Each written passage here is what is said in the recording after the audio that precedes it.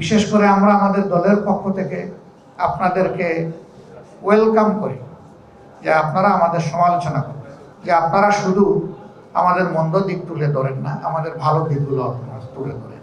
সংবাদপত্রের দুটি দিক থাকে, একটা নিউজ আর একটা ভিউজ। নিউজটা মেহরবানি করে অবিকল ডেলিভারি দেন, আর ভিউজে আপনি যা চান সেটা তুলে ধরেন। স্বাধীনতার 54 বছর কেউ যদি বলে যে এই দেশে কোনো উন্নয়ন হয় নাই, আমি তার সাথে একমত হব না। তবে আমি স্পষ্ট গলায় এইটুকু বলতে চাই, উন্নয়নের যেটুকু সম্ভাবনা ছিল অতীতে দেশ যারা পরিচালনা করেছেন তারা এই সম্ভাবনাটাকে কাজে লাগাতে পারেননি। দেশকে বদলাবার পরিবর্তে অনেকে নিজেকে বদলিয়েছেন। রাজনীতির স্লোগানটা যদি সত্যি এমন হয়ে থাকে যে আমার চেয়ে দল বড়, দলের চেয়ে দেশ বড়, তাহলে দেশেরটাই বড় করে দেখার কথা ছিল। কিন্তু বাস্তবে রাজনীতিবিদরা তাদের কর্মকাণ্ডের মাধ্যমে এটার প্রমাণ তুলে ধরতে পারেননি।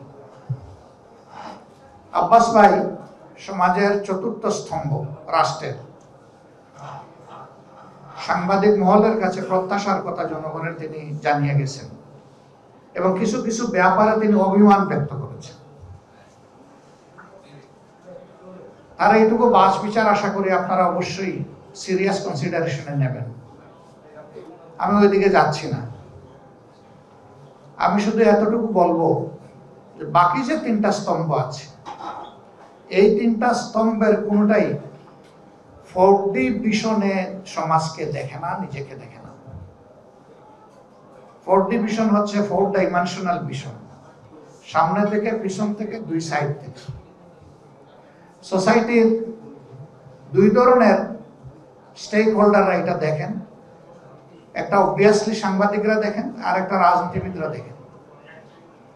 এই দুইটা জায়গায় যদি স্বচ্ছতা এবং ভালো বোঝাপড়া থাকে, একটা সমাজ সামনের দিকে এগিয়ে যায়।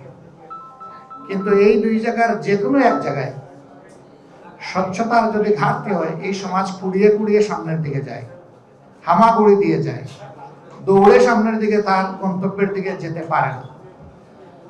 বাংলাদেশের অবস্থা বাস্তবে এটি হয়েছে। এই অবস্থায় রাজনীতিবিদদের অবশ্যই আত্মসমালোচনার প্রয়োজন। তার পাশাপাশি গণমাধ্যমে যারা আছেন তাদেরও বুক টান করে দাঁড়ানো দরকার। বিচারপতি মাহবুব মোর্শেদ তিনি একটা ইতিহাস রচনা করে গিয়েছিলেন। তিনি স্বৈরাচারী আইয়ুবের কথা এবং ইনস্ট্রাকশন শুনেন নাই, এই জন্য ইতিহাসে একজনই মাহবুব মোর্শেদ রিকগনিশন পেয়েছেন। তার রাস্তা ধরে যদি বাকি বিচারপতিরা চলতেন, তাহলে বিচারের পবিত্র অঙ্গন নিয়ে আজকে কেউ কথা তোলার, আঙ্গুল তোলার সাহস করত না। কিন্তু সেটা পারি নাই আমরা। ঠিক সাংবাদিকতার ক্ষেত্রেও তো এমন উজ্জ্বল নক্ষত্র রয়ে গেছে। এই দেশেই, এই সমাজেই তো তার উদাহরণ আছে। আমরা খুবই এনকারেজ করি।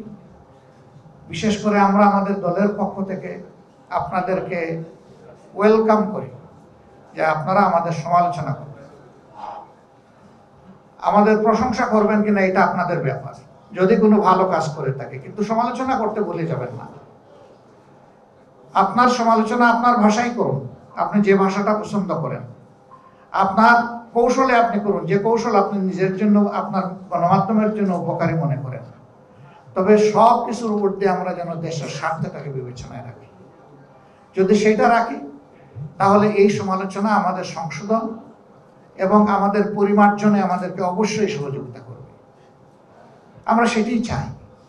এই জন্য আমরা খোলা মনে এবং ঝাড়া গলায় বলি যে আপনারা সাদাকে সাদা বলার আর কালোকে কালো বলার যে পবিত্র দায়িত্ব নিয়ে এই অঙ্গনে এসেছেন, আপনারা মেহরবানি করে অন্য কার ক্ষেত্রে কি করবে না করবেন, আমাদের ক্ষেত্রে করবেন।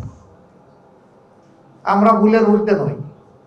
ব্যক্তি কিংবা সমষ্টি, ব্যক্তি কিংবা দল কেউ দাবি করতে পারবে না যে আমরা ভুলের ঊর্ধ্বে। আমাদেরও ভুল হয়। আপনারা যদি দর্পণ হয়ে থাকেন, তাহলে আপনাদের কাছেই তো ভুল আমাদের ধরা পড়বে। এই জন্য আমরা আমাদের ব্যাপারটা আপনাদেরকে বিশেষভাবে অনুরোধ করে গেলাম এবং এটি সকলের ক্ষেত্রেই প্রযোজ্য হওয়া উচিত। সংবাদপত্রের দুটি দিক থাকে, একটা নিউজ আর একটা ভিউজ। নিউজটা মেহরবানি করে অবিকল ডেলিভারি দেন, আর ভিউজে আপনি যা চান সেটা তুলে ধরুন। আপনারটা যে পছন্দ করবে সে কবুল করবে, যে পছন্দ করবে না সে গ্রহণ করবে না। কিন্তু নিউজের ক্ষেত্রে যদি এটা কোনো ক্ষেত্রে পরিবর্তন হয়ে যায়, তাহলে সেন্স পরিবর্তন হয়ে গিয়ে যিনি কথাটা বলেছেন তার উপরে আসলে সুবিচার হয় না, এবং এইরকম অবিচারের ভিকটিম অনেকেই হন, হয়তো আমিও হই মাঝে মধ্যে। কিন্তু বৃহত্তর স্বার্থে আমরা অনেক সময় সেটাকে সামাজিক কোনো অস্থিরতা সৃষ্টি না হোক সেই জন্য আমরা অনেক সময় হজম করে চাই। তবে হ্যাঁ, এটাও ঠিক, আমি একেবারেই ডেসপারেটলি বলবো যে আপনারা শুধু আমাদের মন্দ দিক তুলে ধরেন না, আমাদের ভালো দিকগুলো আপনারা তুলে ধরেন। আমরা দুইটাই চাই যে প্যারালাল, পাশাপাশি সমান্তরাল সামনে এসে যাক। তাহলে ভালোটা দেখে যারা ভালো কিছু করতে চায় তারা উদ্বুদ্ধ হবে, আর খারাপটার পরিণতি দেখে যারা ওই রকম চিন্তা করে তারা সতর্ক হবে।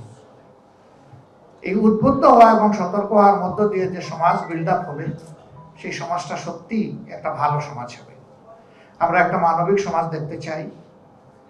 সেই 47, 52, 71, 24 এবং তার মাঝে আরো ছোট অনেকগুলা অধ্যায় বাংলাদেশকে অবজার্ভ করতে হয়েছে, উইটনেস করতে হয়েছে। এই সমস্ত জায়গায় দেশের জন্য, জাতির জন্য যারা ত্যাগ স্বীকার করেছেন, জীবন দিয়েছেন, আমরা সকলের প্রতি গভীর শ্রদ্ধা জ্ঞাপন করছি এবং আমরা দোয়া করি আল্লাহ তাদেরকে শহীদ হিসেবে কবুল করুন।